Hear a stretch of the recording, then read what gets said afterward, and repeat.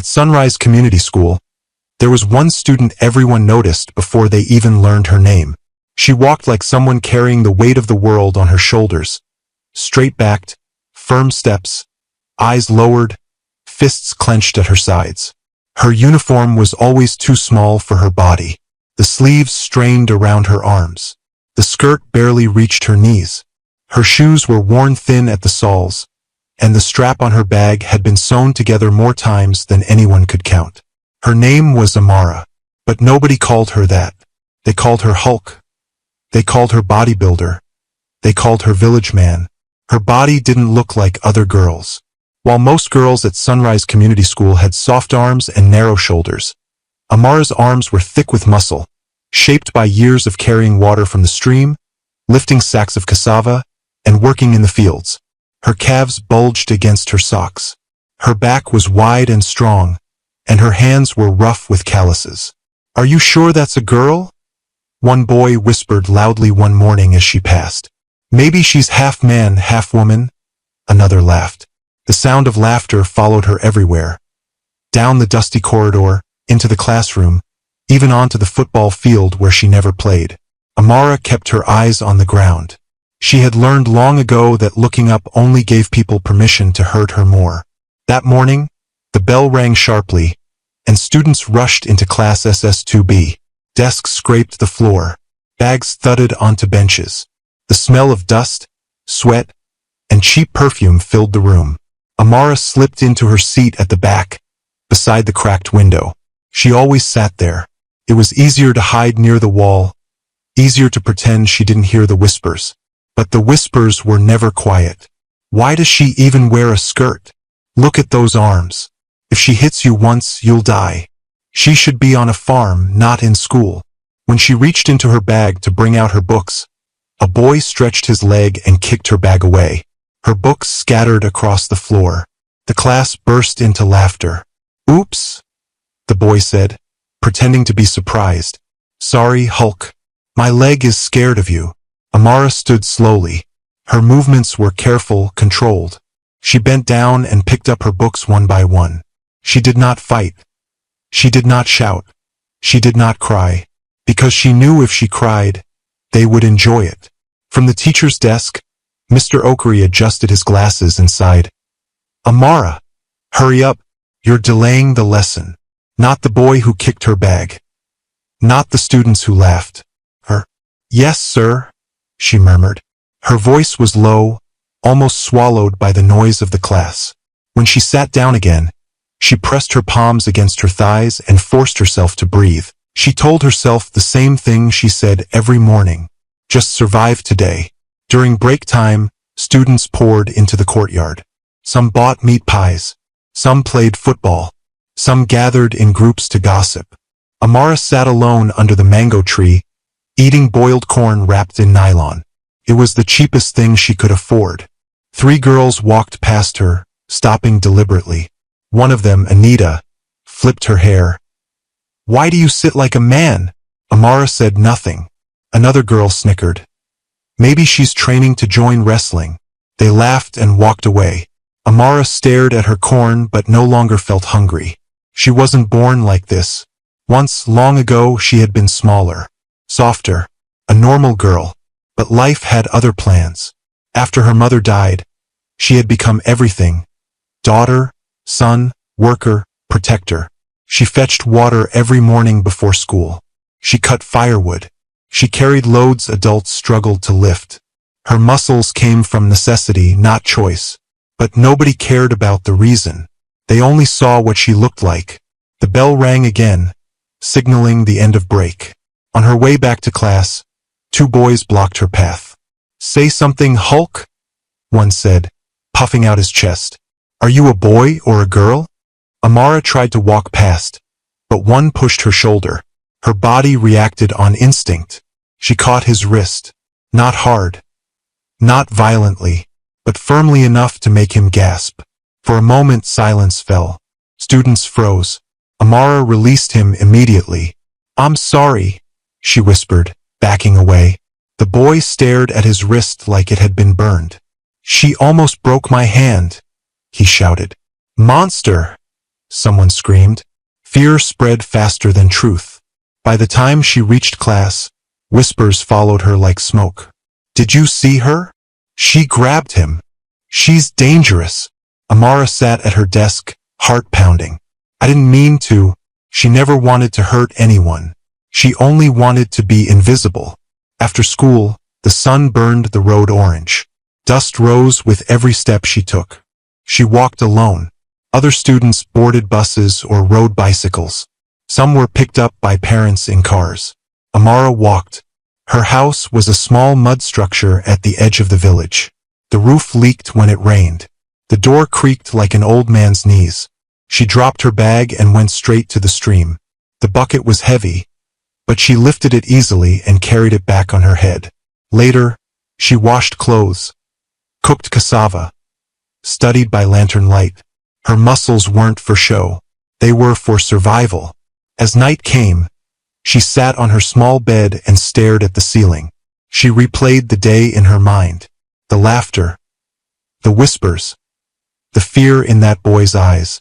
Her chest tightened. Why am I like this? She whispered into the darkness. She closed her eyes and remembered her mother's voice. You are strong because you must be. But strength didn't feel like a blessing in school. Felt like a curse. At Sunrise Community School, she was not Amara.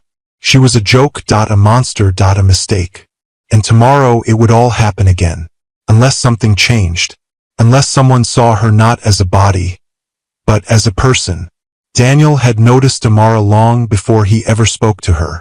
It was impossible not to. She walked differently from everyone else. Slow, careful, like she was trying not to disturb the air around her. Her shoulders were always tense, as if she expected a blow from any direction. Her eyes stayed on the ground, and when laughter followed her, she never looked back. Daniel noticed things others ignored. He noticed the way her hands trembled when teachers shouted at her. He noticed how she sat alone under the mango tree every break time. He noticed that she always finished her homework, even when she looked exhausted. He also noticed how cruel people could be. Daniel was not one of the popular boys. He was thin, quiet, and wore the same 2 uniforms all week. His sandals were broken at the side, and his bag had only 1 strap left. He lived with his grandmother in a small room behind the market. Life had taught him to mind his business, but something about Amara disturbed his peace. One afternoon, during English class, a paper ball hit the back of her head. She flinched. "Target practice," a boy shouted. The class burst into laughter. Daniel looked up from his notebook. The teacher was writing on the board, unaware. Another paper ball hit her. She did nothing. That was when Daniel stood up. "Stop it," he said. His voice was not loud. It did not shake the walls. But the room went quiet. The boys turned to him. "Did you talk to us?" One of them asked, smiling mockingly. "Yes," Daniel said. "Leave her alone." Someone laughed. "Why? Is she your girlfriend?" Daniel's ears burned. "She didn't do anything to you," he said. The teacher turned around. "What is the problem?"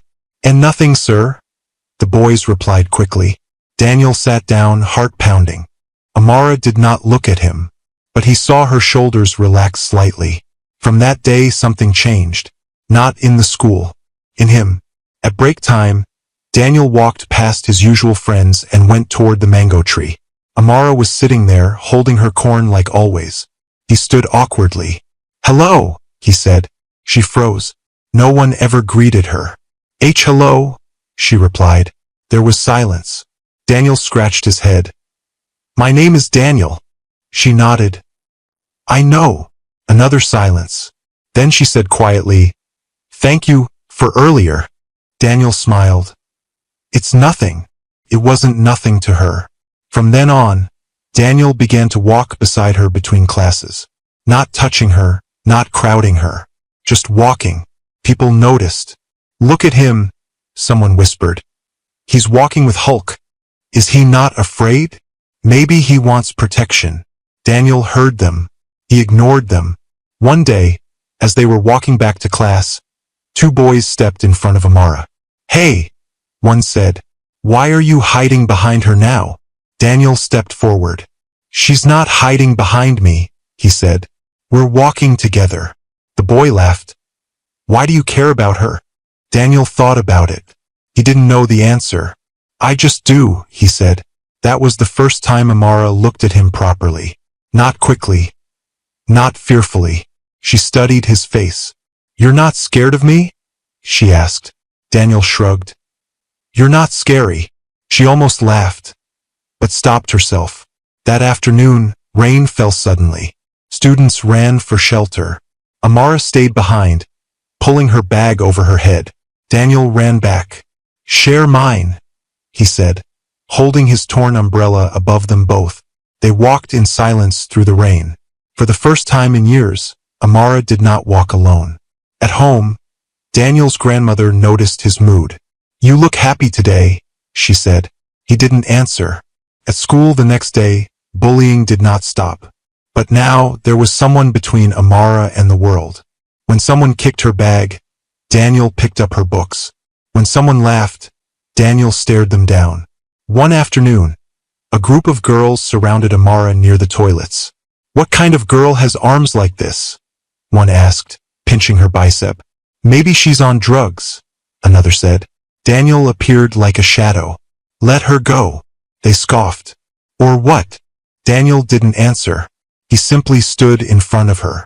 Amara felt something strange in her chest. Not fear, not anger, warmth. Later, she asked him, Why do you help me? Daniel hesitated. Because nobody should be treated like that. She looked away. You'll get bullied too. I already am, he said quietly. She said nothing. That night, Amara lay on her mat thinking about him. No one had ever chosen her before. She was used to being avoided. Daniel did not avoid her. He chose to stand beside her. The next week, during physical education, the teacher asked the girls to do push-ups. When Amara did hers, the class laughed. She's showing off. She wants to be a man. Amara stopped. Her eyes burned. She wanted to run. Daniel shouted from the boys' line. She's doing it right. Leave her. The teacher frowned. Daniel, mind your business. But the damage was done. Amara dropped to her knees. Her chest felt heavy. After class, she sat alone behind the science block. Daniel found her there. They won't stop, she said softly. They never stop. He sat beside her. Then we won't stop either. She turned to him. What? Walking together, he said. Talking, studying, living. She stared. Why? Because you matter, he said.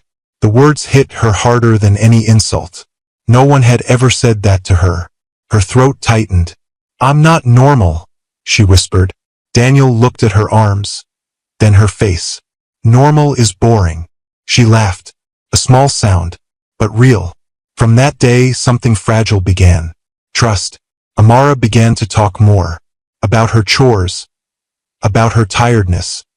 About how she wished to be invisible. Daniel talked about his grandmother. About wanting to be a teacher. About being afraid of failing school. They studied together. They walked home together until their roads separated. And for the first time, Amara noticed something strange. The laughter hurt less when Daniel was near. The whispers felt smaller. Because someone saw her. Not as muscles. Not as a monster. But as a girl. And in a school full of noise and cruelty, that small kindness became the loudest thing in her world. To everyone at Sunrise Community School, Amara was just the strange muscular girl who kept to herself. But when the school bell rang and the students scattered toward their homes, Amara did not go home the way they imagined. She did not sit in front of a television. She did not gossip with friends. She did not rest.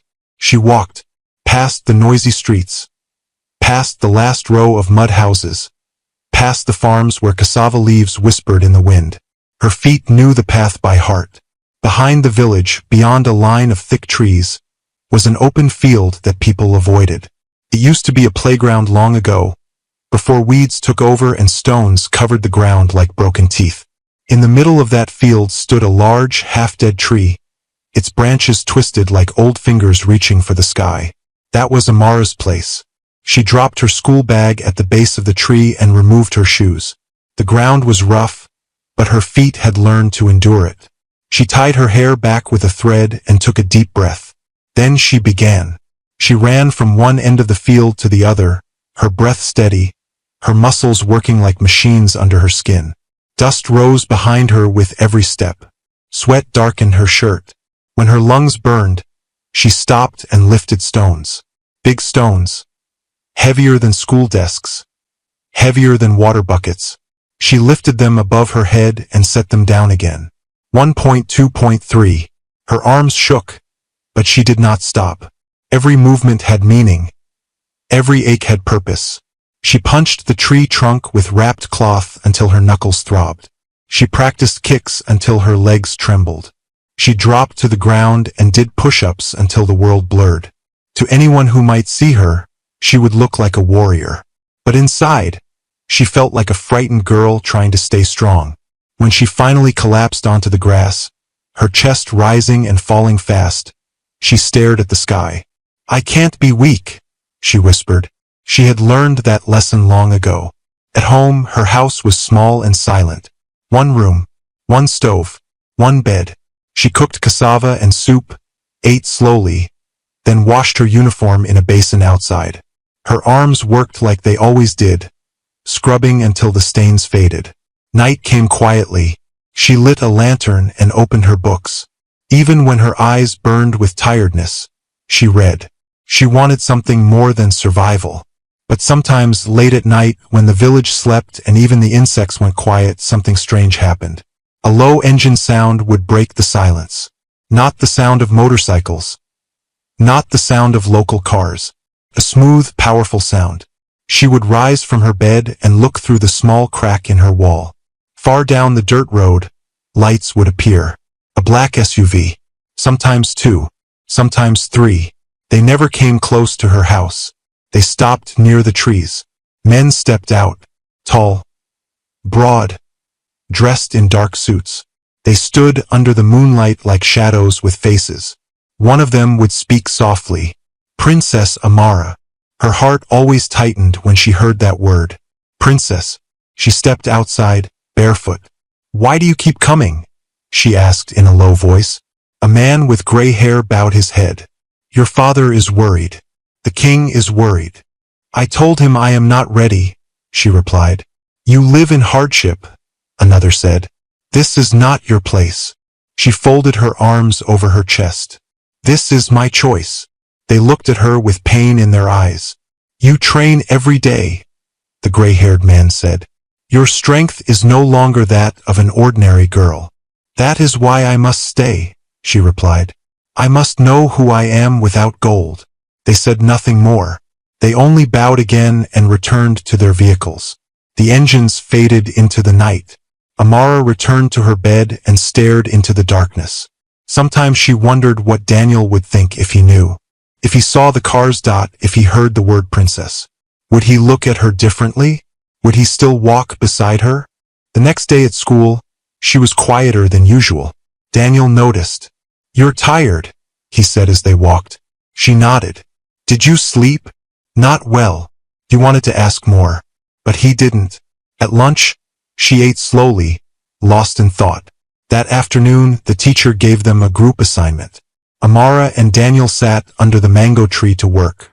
"You're very strong," Daniel said suddenly. She stiffened. "Physically," he added quickly, "but also inside." She didn't answer. "Does it hurt?" he asked. "What?" "Being different." She stared at the dirt. "Every day." He looked at her carefully. "Then why don't you try to be normal?" She almost laughed. "I don't know how." That night, her training felt heavier than usual. Her arms shook faster. Her legs tired quicker. Her thoughts kept drifting to Daniel. To his quiet voice, to the way he stood in front of her, to how he didn't look at her like she was dangerous. She lifted a stone and almost dropped it. "Focus," she whispered. She pushed herself harder. Not because she wanted to, because she was afraid. Afraid that if she softened, the world would crush her. Afraid that if she loved, she would lose. When she returned home, she saw the black SUV again. This time, the man spoke urgently. The king is sick. He wants to see you. Her chest tightened. I can't leave yet, she said. Your place is with him. My place is here, she replied. The man sighed. You are living two lives. She nodded slowly. Yes. That night she dreamed. She saw herself in silk dresses and crowns. She saw herself back in school uniform and bare feet. Two worlds pulling her apart. At school the next day, someone had drawn a picture on the chalkboard. A large muscular girl lifting a car. Hulk Amara, it said. Laughter filled the class. Amara froze. Her face burned. Daniel walked straight to the board and erased it. Enough, he said. Silence followed. Amara felt something twist inside her. She wanted to tell him everything. But she couldn't. Not yet. After school, she did not go to the field. She sat alone behind the science block and watched the sun sink. Daniel came and sat beside her. You're quiet today, he said. She nodded. Sometimes, she whispered. People don't know who they really are. He smiled sadly. I know. She wanted to say, I am not what you think. But instead, she said nothing. Because her secret was too big, too heavy, too dangerous. And as long as she stayed in that school, as long as she walked those dusty roads, she would remain just Amara, the muscular poor girl, hiding a crown inside her heart. It started with whispers. Amara noticed them first during morning assembly. The girls behind her kept giggling, leaning close to one another, their eyes sliding toward her arms and shoulders. She thinks she's tough, one murmured. Let's see how tough she is today, another replied. Amara felt something twist in her stomach. By now, she had learned to read the signs. When the laughter sounded too excited, when people stopped bullying openly and started planning quietly, something bad was coming. She tried to ignore it. In class, she copied notes carefully from the board, her handwriting neat and straight. Daniel sat 2 rows ahead. She could see the back of his head, and just seeing him there gave her a little courage. But during lunch break, Daniel was called away by a teacher to help carry books to the staff room. Amara stayed behind. That was when they struck. For girls blocked her path as she tried to leave the classroom. Anita stood in front, arms crossed. Where are you going, Hulk? Amara lowered her eyes. To eat. Anita smiled thinly. Not today. 2 of the girls grabbed Amara's arms. Not because they were strong, but because they were bold. Let me go, Amara said quietly. They dragged her toward the changing room near the sports field. No one goes there during break. One of them laughed. Perfect place for monsters. Amara struggled. Not because she couldn't escape, but because she was afraid of what she might do if she fought back. Please, she said. I didn't do anything. They shoved her inside and slammed the door. Darkness swallowed her. The smell of damp clothes and mold filled her nose. Let's see if muscles can save you, Anita said from outside. Water splashed under the door. They had turned on the tap. Cold water spread across the floor, soaking her shoes, her skirt, her bag. Enjoy your bath, they laughed. Then the light went off. Silence. Amara stood frozen. Her heart beat so loud she could hear it in her ears. She pushed the door. Locked. She banged it once. No answer. Again. Still nothing. Her chest tightened. Don't panic. But panic came anyway. Her hands trembled. Her breathing became shallow. She slid down the wall and hugged her knees. This wasn't like other bullying. This was fear. The kind that crawled under your skin and made you feel small, no matter how big your body was. Why are they doing this? She whispered.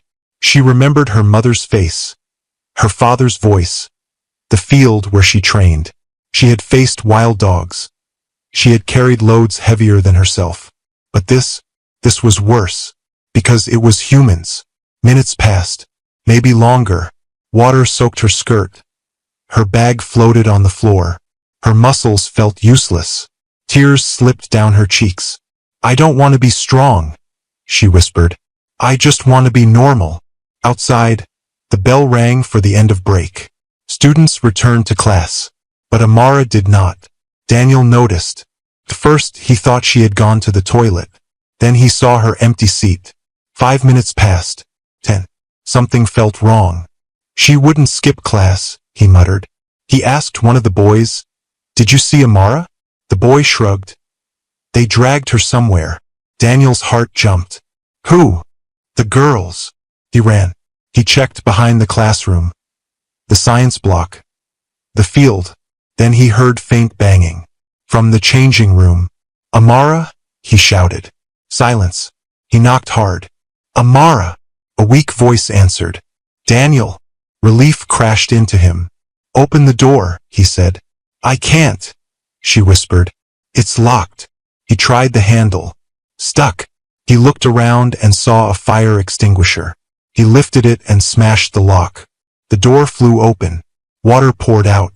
Amara sat on the floor, soaked and shaking. Her eyes were red. Her shoulders trembled. For a moment, Daniel forgot how to breathe. He took off his jacket and wrapped it around her. "It's okay," he said softly. "You're not alone." She tried to stand but slipped. He held her. Not like she was heavy. Not like she was dangerous. Like she was fragile. Teachers came running. "What happened here?" one shouted. "The girls were dragged out. They lied. She attacked us." But the wet floor told the truth. Amara said nothing. She couldn't. Her throat felt closed. The principal ordered the girls to be punished. But punishment didn't erase the fear. That afternoon, Amara sat under the mango tree, wrapped in Daniel's jacket. Students stared. Some whispered. Some looked ashamed. Daniel sat beside her. "You should have fought back," he said gently. She shook her head. "If I hurt them, they'll say I'm a monster." He sighed. "They already do." She looked at him. Her eyes were tired. "Why did you come for me?" He met her gaze. "Because if I didn't, nobody would." Her heart clenched. That night she didn't train. She lay on her bed, staring at the ceiling. The black SUV came again. She didn't go out to meet them. Her body felt heavy. Her strength felt meaningless. The next day at school something changed. People moved away from her. Not in mockery, in fear. "Did you hear? She trapped girls in the changing room." That's a lie. But lies traveled faster than truth. Amara felt worse than before. Daniel walked with her anyway. "They're scared now," he said. "I don't want fear," she replied. "I want peace." He nodded. "So do I." One afternoon, she sat behind the science block again. "Maybe I should leave school," she said. Daniel turned to her sharply. "No, they'll never stop." He stood in front of her. "Then I won't stop either." She looked up. Her eyes filled again. "You don't know what it's like," she said. "Being hated for what you are." "I know what it's like being invisible," he said. They sat in silence. Two broken people, finding comfort in each other. That night, she dreamed of drowning in water. But a hand pulled her out. Daniel's hand. And when she woke up, she realized something. For the first time in her life, someone had fought for her. Not with fists, but with courage.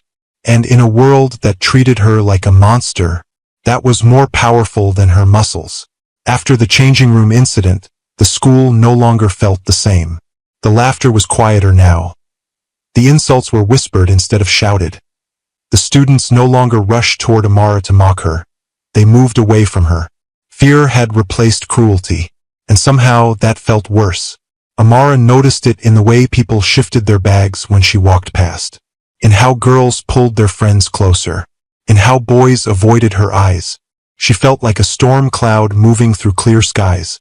Only Daniel stayed the same. He still walked beside her between classes, still waited for her under the mango tree, still talked to her like she was just Amara. One afternoon, as they walked home, Amara broke the silence. "Do you think they hate me more now?" Daniel thought for a moment. "They don't know you," he said. "They only know stories." She nodded slowly. Stories hurt. They walked on, dust rising around their feet. Amara had stopped training as hard since the incident. Her body still felt strong, but her heart felt tired. Every time she closed her eyes, She saw the dark room, the water rising, the locked door. At night, she lay awake, listening to insects and faraway engines, wondering why strength had not saved her. At school, Daniel noticed she was quieter. "You haven't eaten much," he said one day as they sat under the mango tree. She shrugged. "I'm not hungry." He tore his bread in half and handed her a piece. "Eat." She hesitated, then took it. "You don't have much," she said. "I have enough," he replied. Their fingers brushed. Amara felt a strange warmth rise in her chest. She looked away quickly. They began studying together after school, sometimes under the tree, sometimes in the empty classroom. Daniel struggled with mathematics. Amara struggled with English. They helped each other. When Daniel got an answer right, he smiled like a small boy. When Amara read without stumbling, he clapped quietly. For the first time, school felt safe. One evening, rain fell suddenly. They ran into an empty classroom to wait it out. The rain beat against the roof loudly, trapping them inside. Daniel laughed. "Looks like we're stuck." Amara sat on a desk and swung her legs slightly. "I like the rain," she said. "Why?" "It washes things clean." He looked at her. "Do you want to be washed clean?" She nodded. "From what?" "From being different." He studied her face. "You're not different to me." Her heart skipped. That night, she could not sleep. She kept hearing his voice. "You're not different to me." No one had ever said that. The next day at school, something new happened. A boy tripped in the corridor and fell badly. His knee was bleeding. Students gathered but did nothing. Amara stepped forward. She lifted him easily and carried him to the sickbay. The nurse stared. Daniel stared. "You didn't hesitate," he said later. She shrugged. "He needed help." He smiled softly. "That's who you are." That afternoon, they sat behind the science block. "Daniel," she said suddenly. "Yes. Do you think someone can like someone like me?" He looked surprised. "Like how?" Like. She could not finish the sentence. He understood. "I think," he said slowly, "someone could love you very much." Her breath caught. "Why?" "Because you're kind," he said, "and brave, and you try even when life is hard." No one had ever described her that way. Her throat tightened. She turned away so he wouldn't see her eyes shining. Over the next weeks, their friendship grew into something neither of them could name. Daniel noticed the way Amara waited for him before class. Amara noticed the way Daniel smiled when she arrived. They shared food, shared secrets, shared silence. One afternoon, Amara didn't come to school. Daniel waited under the mango tree. She didn't come. He walked to her house after school. It was small, broken, quiet. He knocked. No answer. He knocked again. She opened the door slowly. Her eyes were red. "My father came in the night," she said. Daniel stiffened. "I thought you lived alone." "I do," she replied. "Most of the time." He saw fear in her face. "What did he want?" She hesitated. "To take me away." "Where?" "Somewhere far." Daniel's chest tightened. "Are you going?" "I don't know." They sat on a stone outside her house. The sun fell slowly. "I don't want to leave," she whispered. "Why?" She looked at him. "Because of you." The words hung between them. Daniel's heart raced. "I don't want you to leave either," he said. She turned fully toward him. Their eyes met. For a moment, neither spoke. Then Amara said, "People laugh at me because of how I look." He shook his head. "They're blind." Her lips trembled. "I don't feel ugly when I'm with you." He swallowed. "You're not." Silence. Then slowly, awkwardly, he took her hand. Her hand was rough. His was thin, but they fit. Amara felt like the world had stopped. No laughter and no fear and no pain. Just them. "I've never held someone's hand before," she said. "Me too," he admitted. They laughed nervously. From that day, things were different. Not loud, not dramatic, but deep. They walked closer, sat closer, talked softer. At school, people noticed. Are they dating? Who would date her? Amara heard the whispers, but now they did not crush her, because Daniel chose her, and she chose him. One evening, as they studied, she asked, "Daniel, if I were rich, would you still like me?" He frowned. "What kind of question is that? Just answer." He thought for a moment. "Yes." "Why?" "Because I like you," he said. "Not your life." She nodded slowly. She wanted to tell him about the cars, the men, the word princess, but fear held her back. If he knew, would he still see her the same? That night, she returned to the training field and ran harder than before. Not from pain, from confusion. Her two worlds were colliding. Poor girl. Hidden princess. Strong body. Soft heart. At school the next day, Daniel waited for her as usual. She smiled when she saw him. He smiled back. In a place that had taught her to hate herself, she was learning to love. Not because she became smaller, not because she became softer, but because someone saw past her strength and found her heart. The day began like any other. The sun rose dusty and pale over Sunrise Community School. Students dragged themselves through the gate, uniforms wrinkled, eyes sleepy. The bell rang. Lessons began. Laughter echoed faintly in the corridors. Amara sat beside the window, her chin resting lightly on her hand. Daniel was 2 desks away, pretending to listen to the teacher while sneaking glances at her. When their eyes met, he smiled. She quickly looked away, her lips curving despite herself. For once, the morning felt calm. Too calm. By afternoon, clouds gathered in the sky, dark and heavy. The air felt thick, like something bad was waiting to happen. School closed early because of the weather. Students poured out of the classrooms, excited to escape before the rain. Amara and Daniel walked together toward the gate. "Do you hear that?" Daniel asked. She frowned. "Hear what?" A sudden shout rose near the fence. "Thief!" Another scream followed. "Help! Help!" They turned. 3 men had climbed over the back fence. Their clothes were dirty, faces hard, eyes wild. One carried a knife. Another held a stick. Students scattered. Teachers ran toward the staff room. Chaos exploded. Amara's heart pounded. "Daniel," she whispered. Before he could answer, one of the men grabbed a small girl from junior secondary class. He pulled her toward the fence, using her as a shield. "Move and I cut her," he shouted. The girl screamed. Everything froze. Amara's body went cold. Her muscles tightened like ropes. She saw herself in that girl. Small, helpless, trapped. Daniel grabbed Amara's arm. "Don't go," he said. "Please." But she was already moving. Not running. Walking. Slowly. Steadily. The man with the knife noticed her. "Stay back." She didn't stop. "Leave her," Amara said. Her voice was calm. Too calm. The man laughed. "You think you're strong? I'll cut you too." He tightened his grip on the girl. Something snapped inside Amara. All the laughter, all the fear, all the nights training alone. Her body moved before her mind did. She grabbed a wooden bench nearby and swung it. The man stumbled back. He pushed the girl away. She fell and rolled to the ground. Amara leapt forward. The second man charged at her with the stick.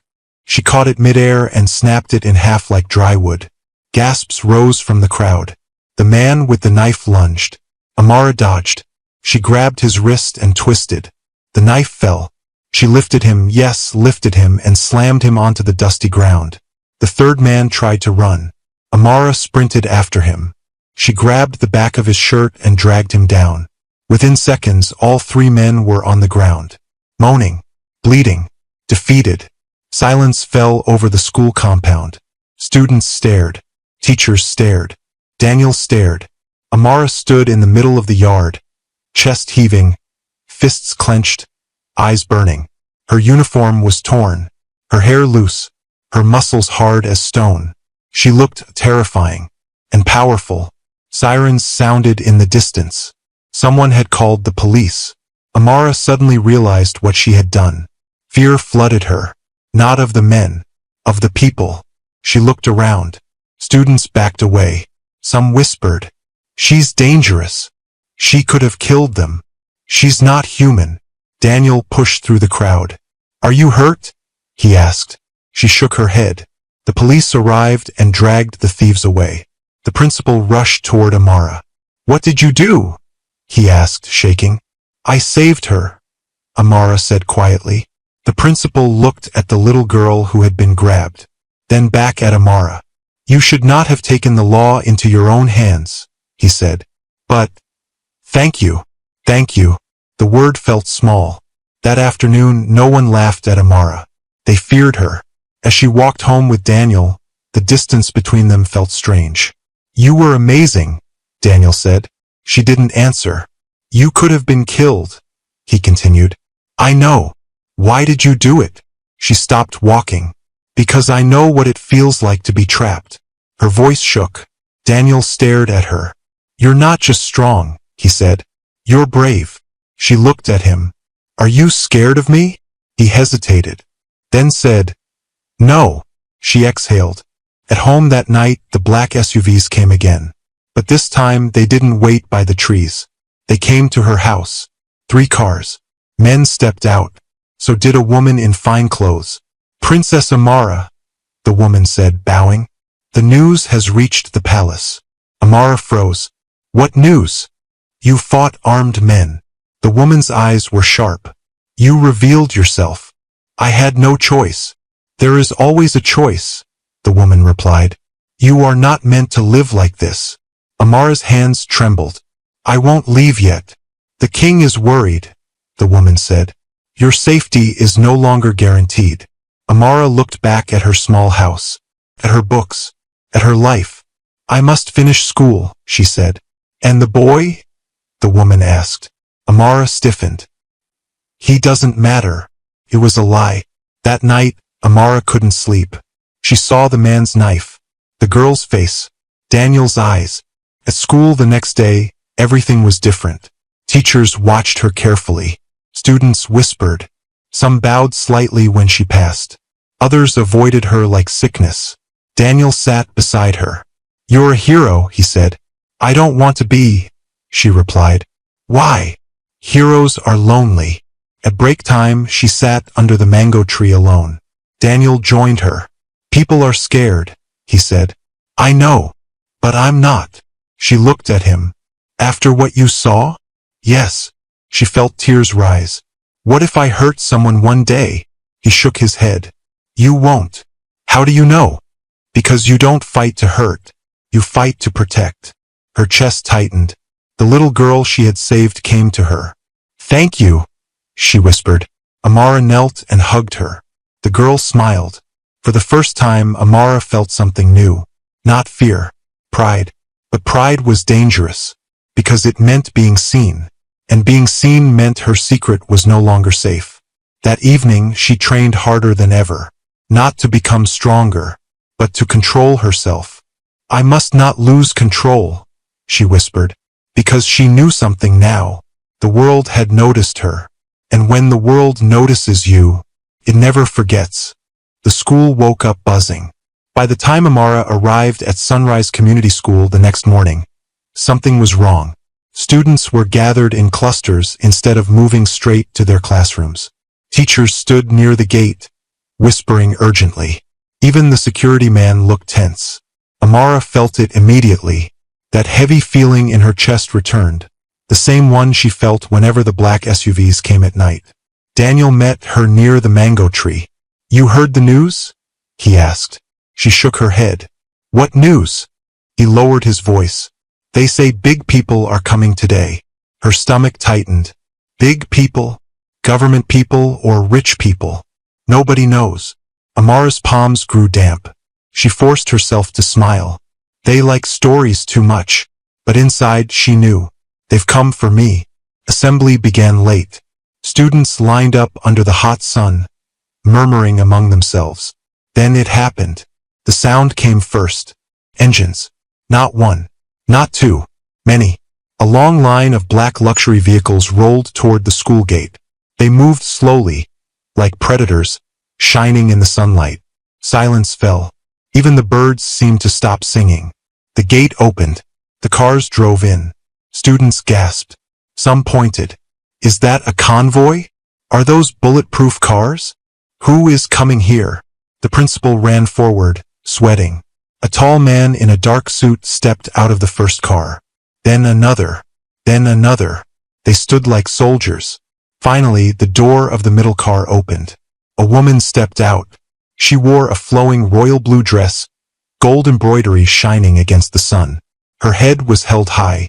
Her face was calm but powerful. Behind her came an older man with gray hair and a walking stick, dressed in white. Whispers spread. Is she a queen? Is he a king? Amara's heart pounded so hard she thought it would burst. The woman looked around. Her eyes searched. Then they landed on Amara and softened. Where is Princess Amara? The woman asked. The words cut through the air like a knife. Gasps exploded. Princess. Did she say princess? Which one? The principal turned pale. Princess, he stammered. The woman stepped forward. Bring her to me. Silence. Students looked around. Teachers looked around. Then slowly, every eye turned to Amara. Amara felt like the ground had disappeared under her feet. Daniel stared at her. What did she say? He whispered. Amara could not speak. Her legs felt weak. The woman walked toward her. Amara, she said softly. Amara lowered her head. Yes. The woman knelt in front of her. Your father, the king, has been searching for you.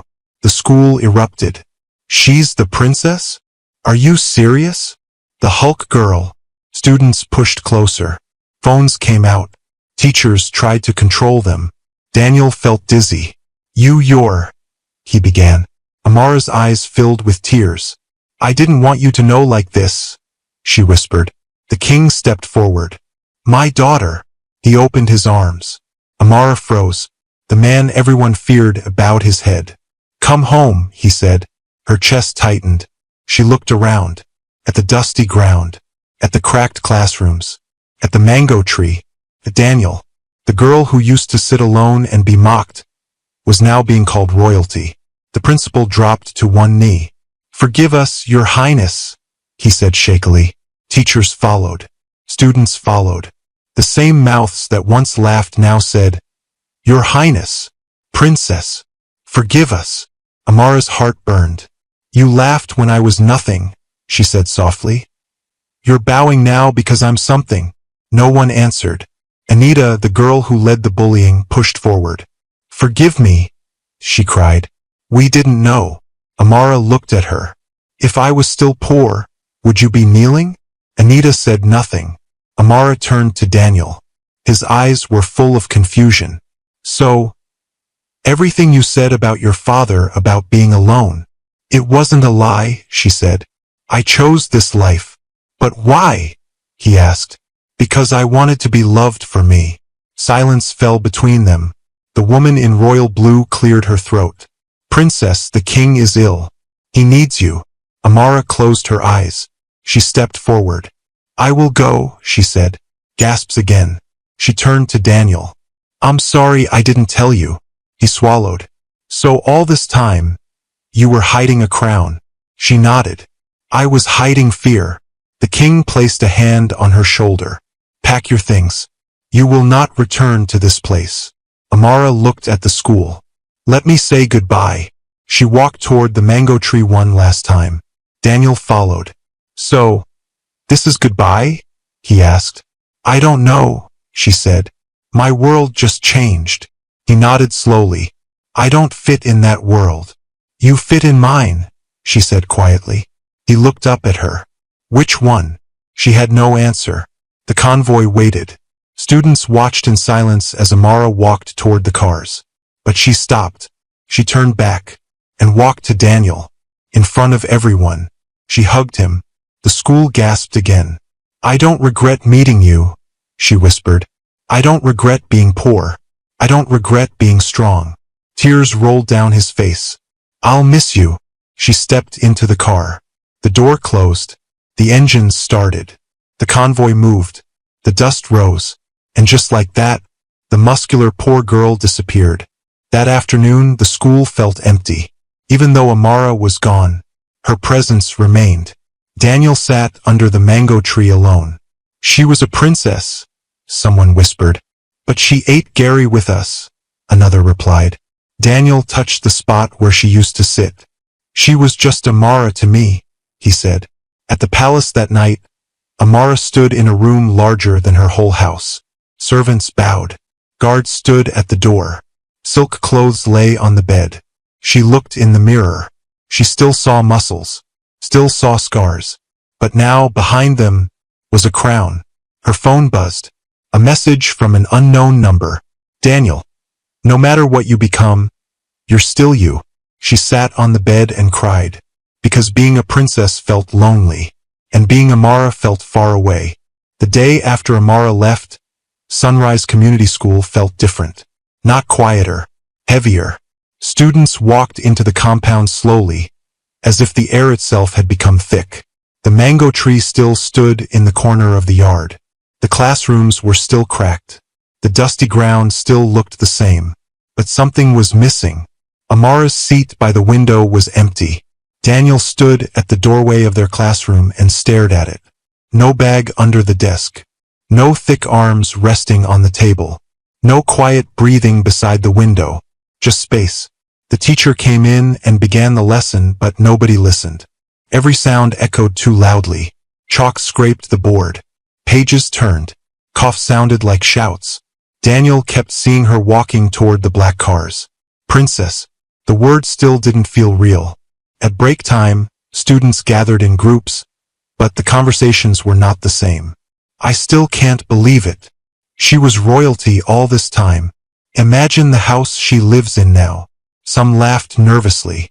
Others looked uncomfortable. Anita sat under the mango tree with the girls who used to bully Amara. No one was talking. She could have destroyed us, one girl whispered. She carried armed thieves, another said. What if she had fought us that day? Anita stared at the ground. We locked a princess in a dark room. The words sounded unreal, but they were true. Suddenly, fear turned into something else. Shame. In the staff room, the teachers whispered too. We should have stopped it earlier, one said. We saw the bullying, another replied. We just ignored it. The principal sat at his desk, holding his head. The king's office called this morning, he said quietly. The room fell silent. They are sending an investigation team. The teacher gasped. For what?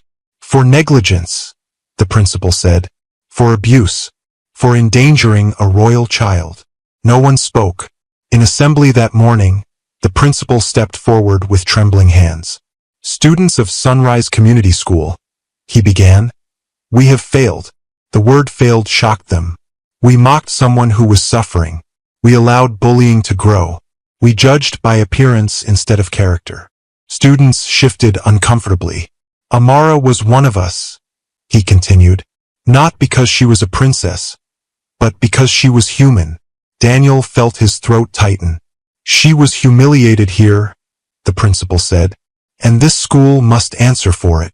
Anita's eyes filled with tears. At lunch, Daniel sat alone under the mango tree. He remembered how Amara used to sit there with her corn. He remembered how he broke bread for her. Now the tree felt too big. Daniel, a voice said. He looked up. It was the little girl Amara had saved during the attack. They say she's a queen now, the girl said. She's a princess, Daniel replied softly. The girl smiled. She hugged me. Daniel nodded. She hugs people. That afternoon, something unexpected happened. 2 black cars drove into the school compound. Not many, just 2. Men in suits stepped out. Not guards. Not soldiers. Officials. The principal rushed forward. Students gathered at a distance. One of the men spoke loudly. We are here on behalf of the royal family. Silence fell. We are investigating the treatment of Princess Amara while she was in this school. Students froze. Teachers looked down. Anita felt her knees shake. The men walked through classrooms. They looked at the changing room. They interviewed students. Did you see her being bullied? Yes. Did you join? Sometimes. Did teachers stop it? No. Every answer was a nail in the coffin. Daniel was called. What kind of girl was she? The man asked. Daniel swallowed. She was quiet, he said. She helped people. She was lonely. Did people hurt her? Yes. How? They laughed at her. They pushed her. They locked her up. The man wrote everything down. What about you? I tried to protect her. The man looked at him closely. Why? Daniel hesitated. Because nobody else did. By evening, rumors spread. They will close the school. They will arrest the bullies. They will sack teachers. Fear walked the corridors. That night, Anita could not sleep. She saw Amara's face in the dark room, saw water rising, saw her own laughter. She cried. The next day, the punishment came. The principal was suspended. 2 teachers were transferred. The girls who locked Amara in were sent home indefinitely. The school was placed under royal supervision. But none of that touched the deepest wound, because Amara was gone. At the palace, Amara stood in a golden hallway while maids brushed her hair. They dressed her in silk. They placed jewels on her neck. They taught her how to walk like royalty. But her heart was not there. She looked at her reflection. She saw muscles under fine cloth. She saw scars under gold. She saw a girl who still felt poor inside. She thought of the mango tree. She thought of Daniel. She thought of how people bowed now. But she remembered how they laughed before. Why do they bow now? She whispered to her maid. Because you are powerful, the maid said. Amara shook her head. They should bow to kindness, not crowns. Back at school, a strange thing happened. Students began to change. They greeted each other more quietly. They helped weaker students. They no longer used the word Hulk. The mango tree became a quiet place. Some students even left flowers there. Daniel saw them one afternoon. A small bunch of wildflowers. On the spot where Amara used to sit. He felt tears burn his eyes. Too late, he whispered. 1 week later, a letter arrived at the school. It was sealed in gold. The principal was no longer there to open it. A royal representative did. It was read in assembly. To Sunrise Community School, the princess has forgiven you, but forgiveness does not erase memory. Let this place become a school of protection, not pain. Silence followed. Some students cried. Anita dropped to her knees. She forgave us, she whispered. After everything. Daniel looked up at the sky. She's still kind, he said. At the palace, Amara sat alone on her bed. Her phone buzzed. A message from Daniel. They punished the school. They're sorry now, but they only learned when they lost you. She stared at the message for a long time. Then she typed back. I wanted them to love me when I was nothing. Now they love the crown. She placed the phone down and walked to the window. Below her, fountains danced. Lights glowed. Guards stood still. Everything was perfect. And yet, she felt smaller than ever. Back at school, the students walked past the mango tree slowly. They spoke of Amara like a legend. The strong girl who was a princess. The girl we treated badly. The girl who saved a life. But Daniel spoke of her differently. She was just a girl, he said, who wanted to belong.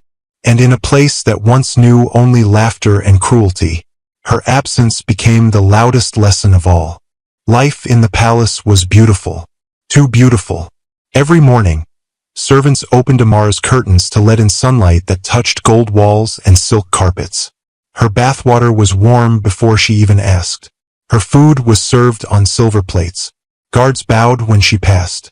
Maids whispered, Your Highness, wherever she went. But inside her chest, something ached. She dreamed of dust, of cracked classrooms, of the mango tree, of Daniel's quiet smile.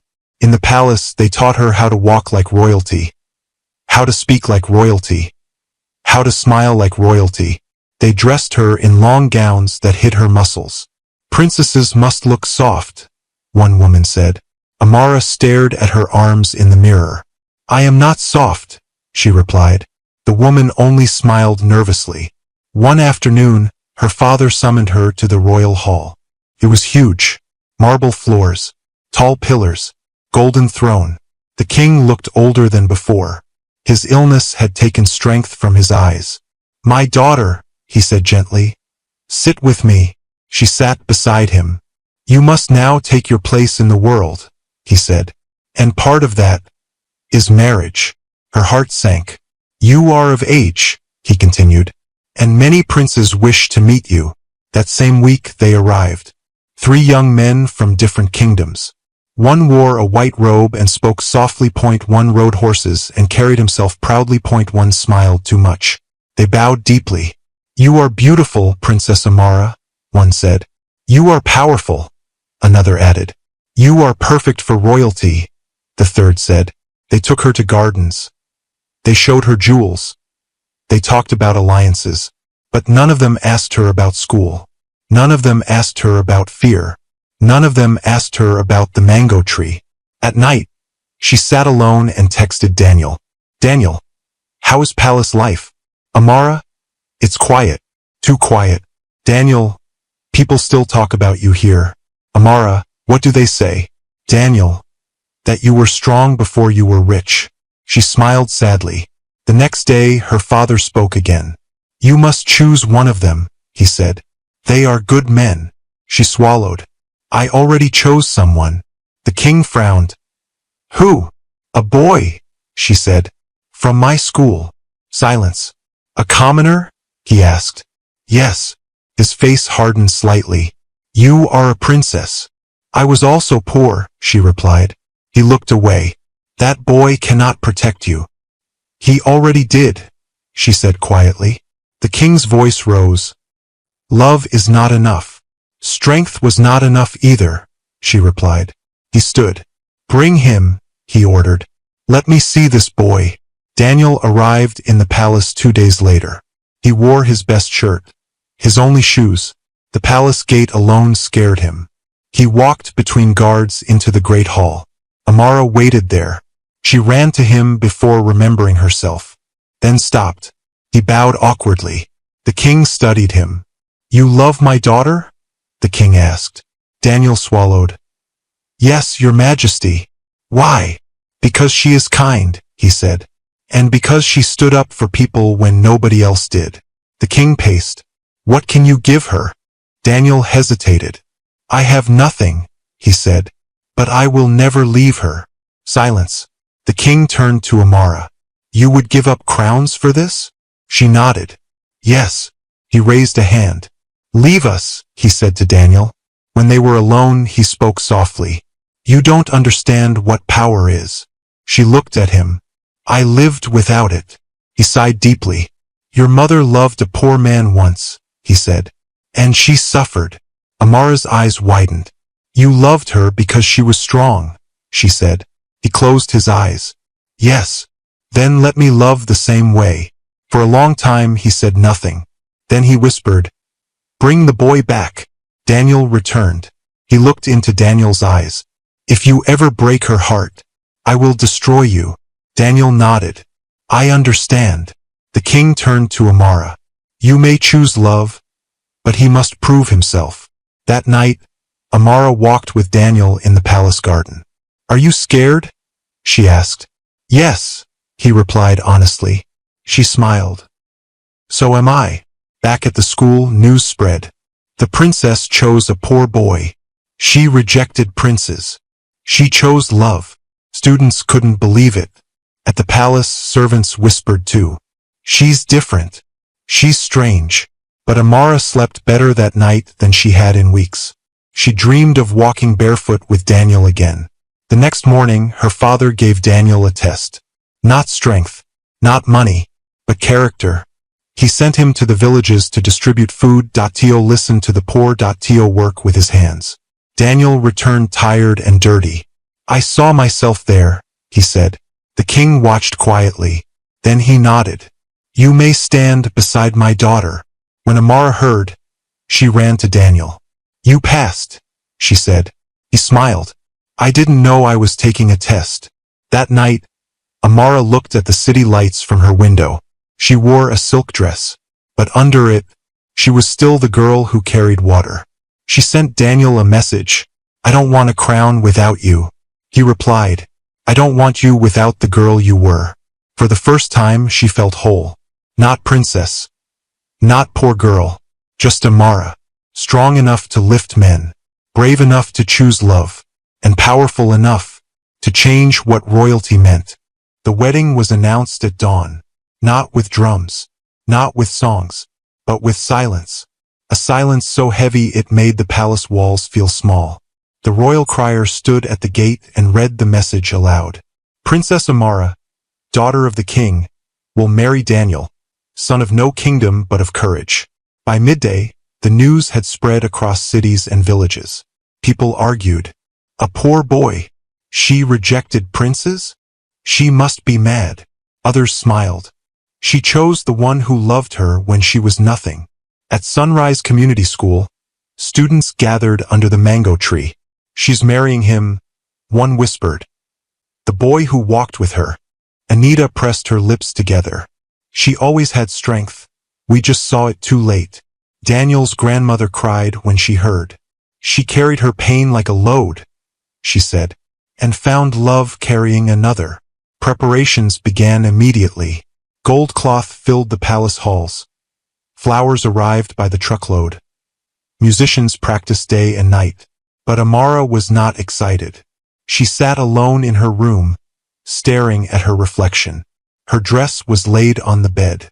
White silk, gold threads, a crown beside it. She touched her arms.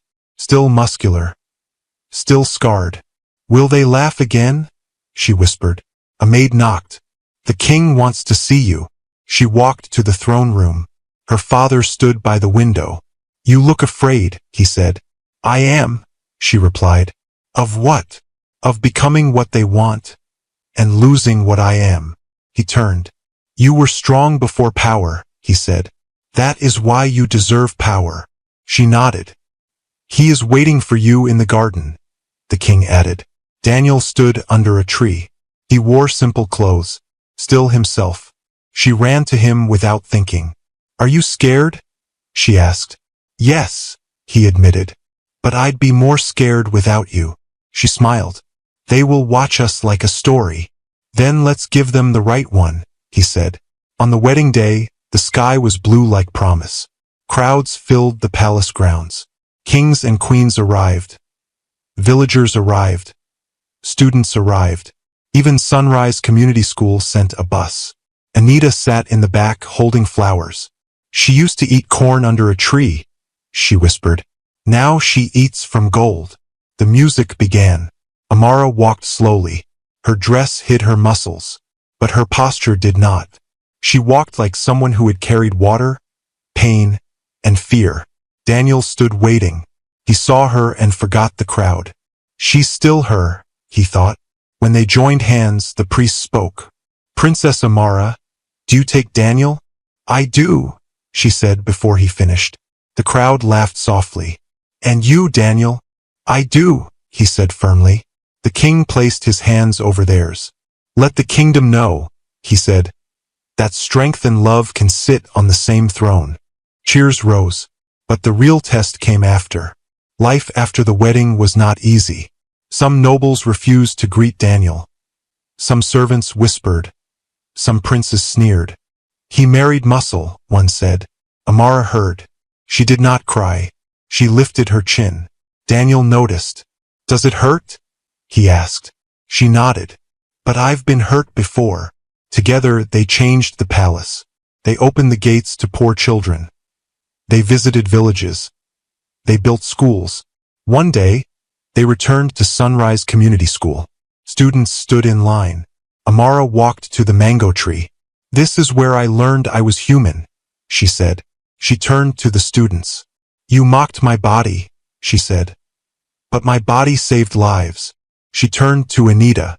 You locked me in darkness, she said. But darkness taught me light. Tears rolled down faces. I forgive you, Amara said. But don't forget. Daniel squeezed her hand. At night, in their room, Amara removed her crown. My muscles don't fit this palace, she said. Daniel smiled. They built this palace. They just forgot. She laughed.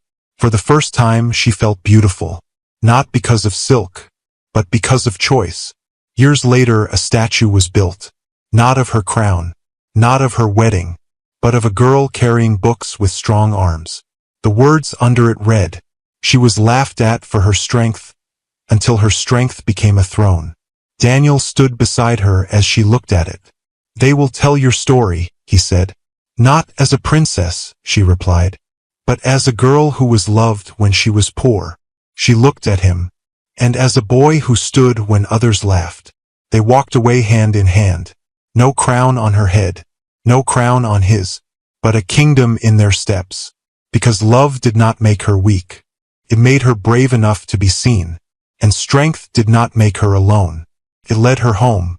Thanks for watching. If you enjoyed this story, please subscribe to this channel and tell us where you are watching from.